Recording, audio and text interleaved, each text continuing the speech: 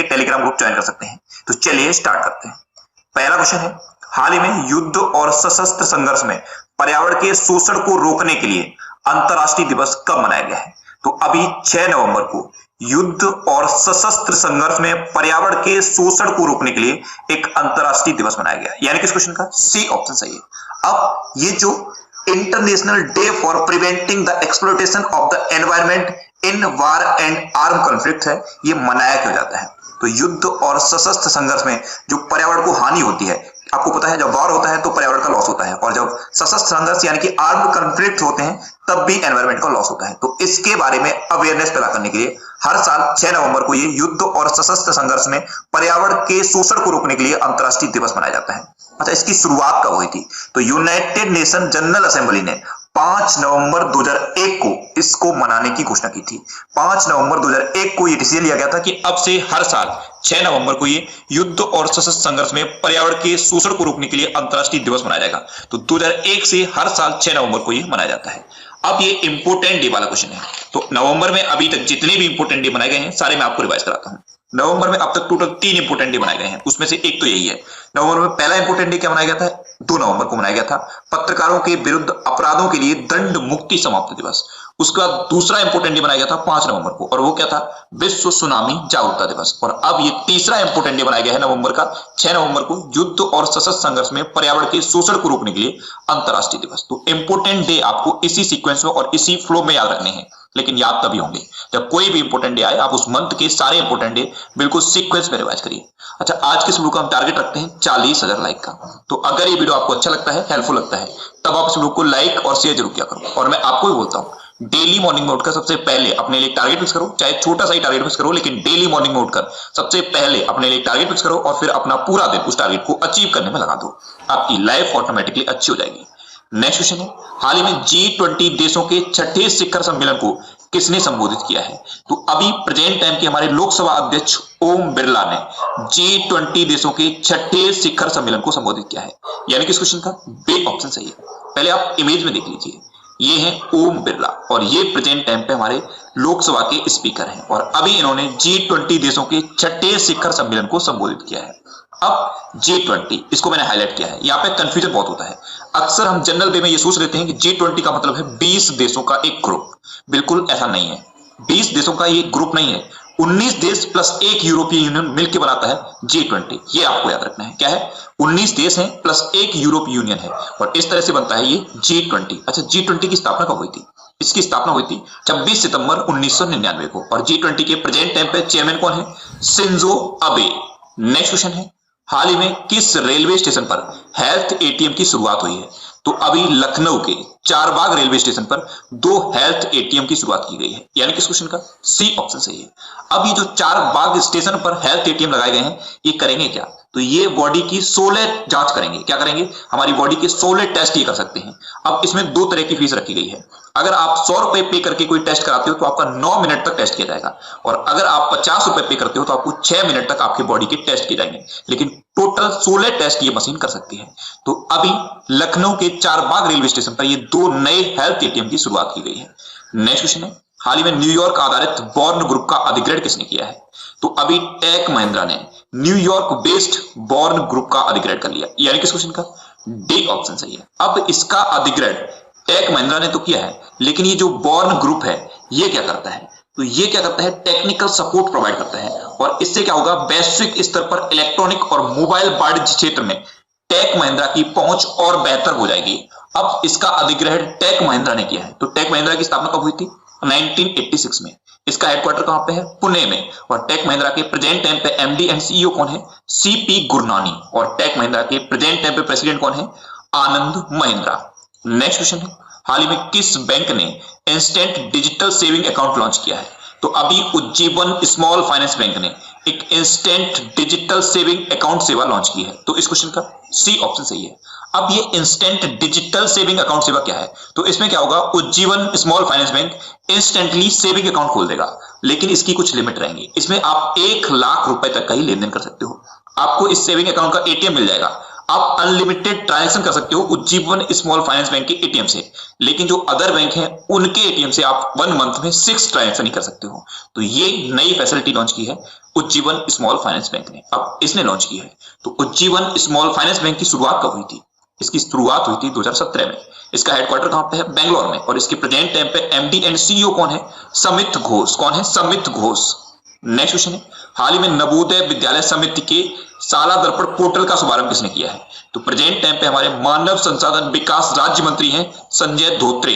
इन्होंने अभी नवोदय विद्यालय समिति के शाला दर्पण पोर्टल का शुभारंभ किया है। यानी कि इस क्वेश्चन का बे ऑप्शन सही है। आप इमेज में देखिए, ये है संजय धोत्रे और ये कौन है? ये प्रेजेंट टाइम पे हमारे मानव संसाधन विकास राज्य मंत्री हैं। इंडिया में 636 नवोदय विद्यालयों को इसके थ्रू कनेक्ट किया जाएगा, इस पोर्टल के थ्रू। और इंडिया के टोटल 2.67 मिलियन स्टूडेंट को इसके थ्रू कनेक्ट किया जाएगा जो नवोदय में पढ़ते हैं। इससे क्या होगा?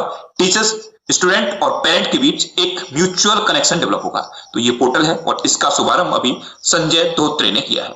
नेक्स्ट क्वेश्चन है, हाल ही में किस देश ने अल्जाइमर रोग को ठीक करने वाली दवा को मंजूरी दी है? तो अभी चीन ने अल्जाइमर रोग को ठीक करने वाली एक दवा को परमिशन दे दी है। तो इस क्वेश्चन का ए ऑप्शन सही है। चाइना के नेशनल मेडिकल प्रोडक्ट एडमिनिस्ट्रेशन ने इसको ये परमिशन दी है। अब परमिशन चाइना ने दी है, तो चाइना के बारे में तो कई बार मैंने आपको बताया है। अगर आपको याद है तो आप मेरे साथ साथ बोलिए। चाइना की कैपिटल क्या है? बीजिंग। चाइना की करेंसी क्या है? रेनमिनबी। और चाइना के प्रेजेंट टाइम पे प्रेसिडेंट कौन है? Xi Jinping. नेक्स्ट क्वेश्चन है, हाल ही में गुरु नानक देव से संबंधित पुस्तक का विमोचन किसने किया है? तो अभी प्रेजेंट टाइम के हमारे एमएचआरडी मिनिस्टर रमेश पोखरियाल निशंक और प्रेजेंट टाइम की खाद्य प्रसंस्करण एवं उद्योग मंत्री हरसिमरत कौर बादल ने गुरु नानक देव से संबंधित 3 पुस्तकों का विमोचन किया है। तो इस क्वेश्चन का बे ऑप्शन सही है, Ramesh Pokhriyal Nishank. This data must be secure, so we need to build a better firewall. Firewall. अब ये 3 पुस्तकों का विमोचन किया कहां है? तो दिल्ली यूनिवर्सिटी के श्री गुरु तेग बहादुर खालसा कॉलेज में इसका उद्घाटन किया है। और ये 3 बुक कौन सी हैं? इनका भी नाम आपको याद रखना है। तो इन 3 बुक का नाम है गुरु नानक बानी, दूसरी बुक है नानक बानी और तीसरी बुक है साथियां गुरु नानक देव। एक बार फिर मैं रिपीट कर रहा हूं, पहली बुक है गुरु नानक बानी, दूसरी बुक है नानक बानी और तीसरी बुक है साथियां गुरु नानक देव। नेक्स्ट क्वेश्चन है, हाल ही में किस राज्य में पावर कनेक्टिविटी मजबूत करने के लिए भारत ने एडीबी के साथ $451 मिलियन का समझौता किया है? तो अभी तमिलनाडु की पावर कनेक्टिविटी को और स्ट्रॉन्ग करने के लिए इंडियन गवर्नमेंट ने एडीबी के साथ $451 मिलियन का समझौता किया है। यानी कि इस क्वेश्चन का सी ऑप्शन सही है। अब समझौता तमिलनाडु के लिए किया है, तो ये है मैप में तमिलनाडु। तमिलनाडु की कैपिटल क्या है? चेन्नई। तमिलनाडु के चीफ मिनिस्टर कौन है? एडापड्डी के पलानीस्वामी। और तमिलनाडु के प्रेजेंट टाइम पे गवर्नर कौन है? बनवारी लाल पुरोहित। अब समझौता एडीबी के साथ किया है, तो एडीबी इंपॉर्टेंट है। एडीबी की फुल फॉर्म क्या है? Asian development bank. एडीबी की स्थापना कब हुई थी? 1966 में। एडीबी का हेडक्वार्टर कहां पे है? मनीला में। और मनीला कहां है? फिलीपींस में। और एडीबी के अभी तक प्रेसिडेंट थे ताकेहिको नकाओ, लेकिन उन्होंने प्रेसिडेंट के पद से इस्तीफा दे दिया है। तो अभी एडीबी के प्रेसिडेंट की जो पोस्ट है वो वैकेंट है, यानी कि कोई भी अभी एडीबी का प्रेसिडेंट नहीं है। नेक्स्ट क्वेश्चन है, हाल ही में 2 दिवसीय बिम्स्टेक कॉन्क्लेव कहां आयोजित किया जाएगा? तो अभी विशाखापट्टनम में 2 दिवसीय बिम्स्टेक कॉन्क्लेव आयोजित किया जाएगा। यानी कि इस क्वेश्चन का बे ऑप्शन सही है। अब ये जो टर्म लिखा है बिम्स्टेक, ये इंपॉर्टेंट है। पहले तो आपको बिम्स्टेक की फुल फॉर्म याद रखनी है। बिम्स्टेक की फुल फॉर्म क्या है? Bay of Bengal Initiative for Multi Sectoral Technical and Economic Cooperation. क्या है? Bay of Bengal Initiative for Multi Sectoral Technical and Economic Cooperation. अच्छा, ये बिम्स्टेक है क्या? ये बंगाल की खाड़ी के आसपास के देशों का एक समूह है। बंगाल की खाड़ी के आसपास के 7 देशों का ये समूह है। अच्छा, बिम्स्टेक की स्थापना कब हुई थी? 1997 में। इसका हेडक्वार्टर कहां पे है? ढाका में। लेकिन बिम्स्टेक की अभी चेयरमैनशिप किसके पास है? ये क्वेश्चन बनता है, क्योंकि ये चेयरमैनशिप चेंज होती रहती है। तो बिम्स्टेक की अभी चेयरमैनशिप है श्रीलंका के पास।